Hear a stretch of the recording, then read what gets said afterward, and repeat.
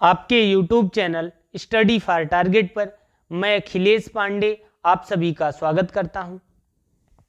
मेरे प्रिय विद्यार्थियों, मुझे उम्मीद ही नहीं बल्कि पूर्ण विश्वास है कि आप सभी लोग स्वस्थ होंगे, मस्त होंगे, जबरदस्त होंगे।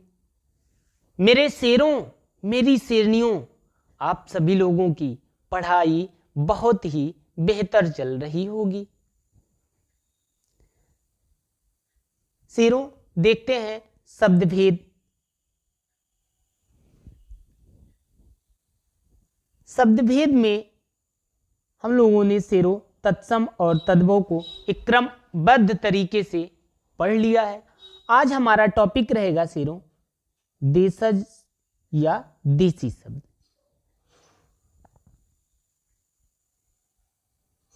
देशज शब्द पढ़ने से पहले हम ये देखेंगे शेरों कि देशज शब्द से हमारी परीक्षाओं में किस प्रकार के प्रश्न पूछे जाते हैं, उनके प्रश्न पूछने का तरीका कैसा है। सबसे पहले देखते हैं, यहां पे इस टाइप से प्रश्न पूछा जाता है। लोटा शब्द है, पूछता है आपसे आपका परीक्षक कि लोटा शब्द तत्सम है या तद्भव है या देशज है या विदेशज है। अगर आपने देशज शब्दों को पढ़ा है शेरों, तो आपको आपका ऑप्शन मिल गया होगा अभी तक। तो यहाँ पे लोटा शब्द आपका क्या हो जाता है, देशज हो जाता है।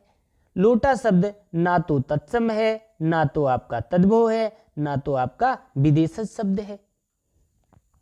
यहाँ पे राइट आंसर आपका क्या हो जाएगा, देशज हो जाएगा। लोटा शब्द क्या है, देशज है। तो इस टाइप से आपसे प्रश्न देशज शब्दों से पूछे जाते हैं।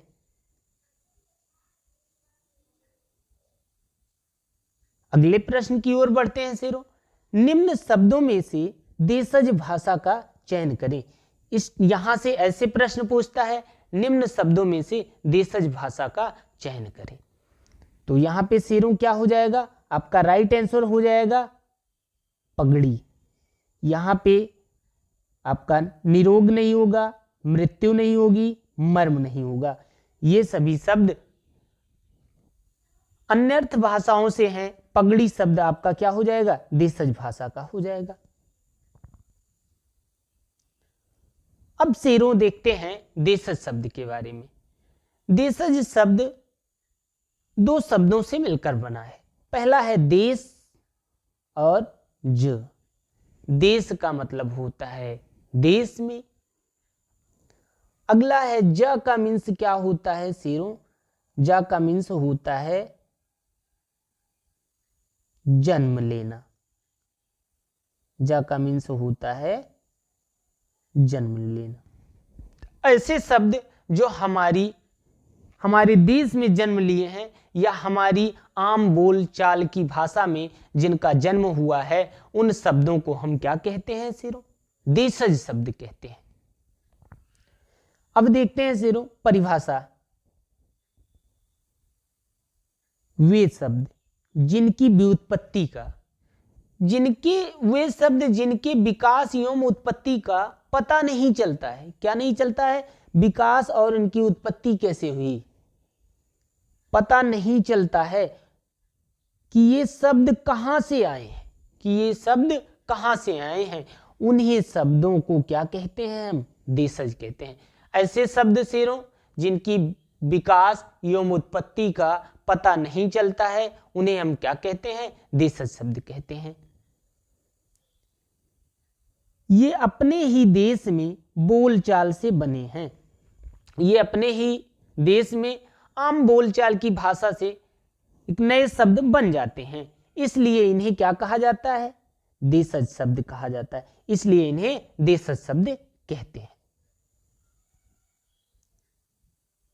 देखते हैं शेरों हेमचंद्र के अनुसार। यहां से प्रश्न खूब पूछा जाता है कि आचार्य हेमचंद्र के अनुसार देशज शब्दों को उन्होंने कहां से बताया है। तो शेरों जिन शब्दों की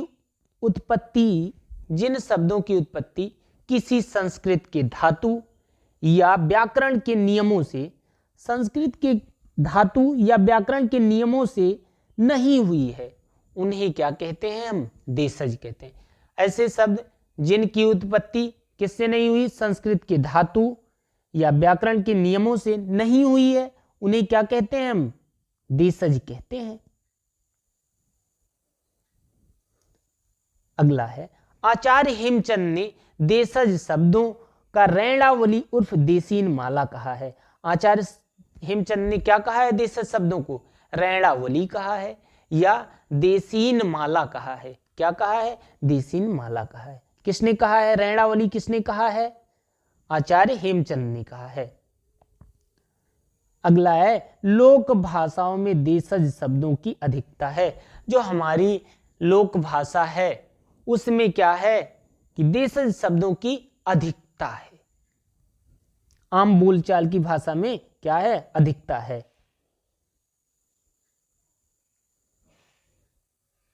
देखते हैं विदेशी विद्वान जॉन बीम्स क्या कहते हैं। यहां से प्रश्न अभी टेट की परीक्षा में पूछा गया था।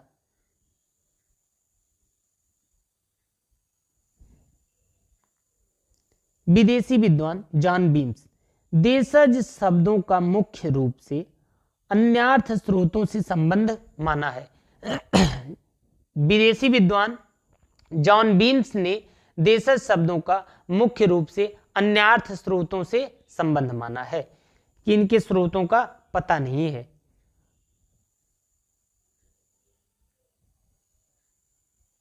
देखते हैं शेरों, अति महत्वपूर्ण देशज शब्द जो हमारी परीक्षाओं में बार बार पूछे जाते हैं। मोस्ट इंपॉर्टेंट देशज शब्द हैं ये। जैसे आपकी परीक्षाओं में पूछा जाता है पगड़ी, काका, तो इन सभी शब्दों को कैसे हमें याद रखना है, हम एक कहानी के थ्रू इन शब्दों को याद रखेंगे। यहां पे एक काका जी थे। काका लोग क्या होते हैं, पगड़ी उगड़ी पहने रहते हैं ना। एक काका जी थे, उन्होंने अपने सर में क्या पहन रखा था, पगड़ी पहन रखा था, और पैरों में क्या था, उनके जूता था। काका जी थे, उनके सिर में क्या थी, पगड़ी थी, और पांव में क्या था, जूता था। कलाई में क्या था, थैला लिए हुए थे। अपने हाथों की कलाई में वो थैला लिए थे।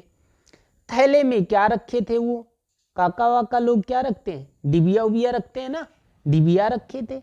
और क्या रखे थे, लोटा रखे थे। थैले में अपने डिबिया रखे थे और लोटा रखे थे।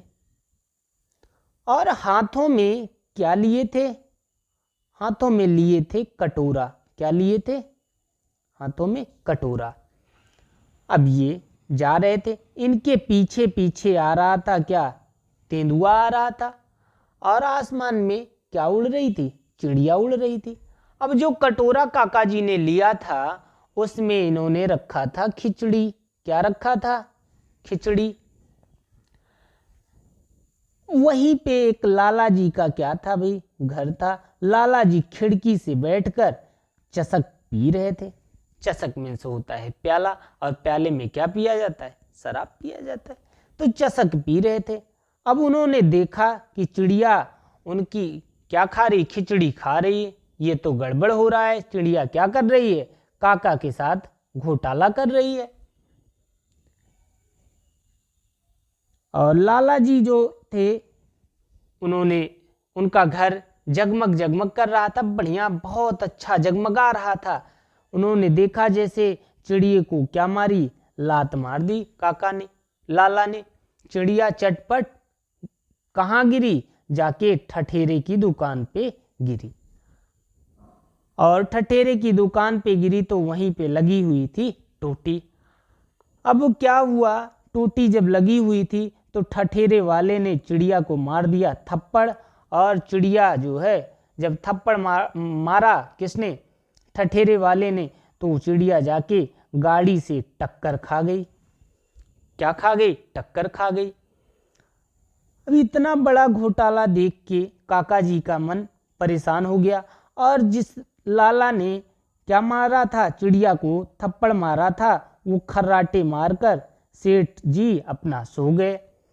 इधर चिड़िया को धक्का लगा, और जो खर्राटा मार रहे थे तो वो अपना टोन ऊपर को किए हुए थे। अगला है लाला के घर पे क्या हुआ था, झंडा लगा हुआ था। भिंडी, मुक्का, ये भी शब्द क्या हैं, आपके देशज हैं। इस प्रकार से आपको महत्वपूर्ण जो देशज शब्द हैं जो आपकी परीक्षा में बार बार पूछे जाते हैं वो लर्न हो गए होंगे। शेरों क्या रहेगा सबसे पहले, काका। काका ने क्या पहन रखी थी, पगड़ी पहन रखी थी। पाँव में क्या था, जूता था। कलाई में क्या था भाई, थैला था। थैले में क्या था शेरों, थैले में था डिबिया। और क्या था, लोटा। लोटा लिए रहते थे पानी पीने के लिए। और हाथों में कटोरा था। कटोरे में क्या थी, खिचड़ी थी। और काका के पीछे एक तेंदुआ चला आ रहा था और आकाश से चिड़िया आ रही थी। इसको किसने देखा, लाला जी ने देखा। कहाँ से देखा, खिड़की से देखा।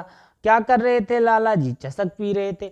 उन्होंने कहा ये तो बहुत बड़ी गड़बड़ है, काका जी का क्या, काका जी की खिचड़ी कौन उड़ा रहा है, चिड़िया खा रही है, उड़ा रही है ना, खाने का मीन्स उड़ाना, ये तो बहुत बड़ा घोटाला है। उन्होंने क्या किया, खिड़की से ही लात मार दिया और चिड़िया चटपट जाके ठठेरे की दुकान पे गिर पड़ी, टोटी के पास। और ठठेरे ने क्या किया, देखा कि काका जी क्या खा रही थी, खिचड़ी खा रही थी। उसने थप्पड़ मारा, चिड़िया गाड़ी से टक्कर खाकर गिर गई। ये तो क्या हुआ, चिड़िया के साथ बहुत बड़ा घोटाला हुआ। जब लाला जी ने थप्पड़ मारा तो लाला जी अपना खर्राटा मार के सेठ की तरीके तो फुलाकर सो रहे थे।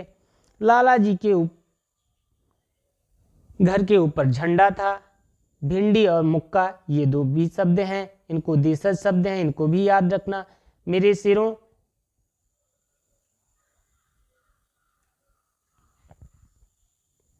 ये आपका अपना YouTube चैनल है स्टडी फॉर टारगेट। शेरों चैनल को सब्सक्राइब करें, लाइक करें और शेयर करें अपने शेयर मित्रों के पास। धन्यवाद शेरों।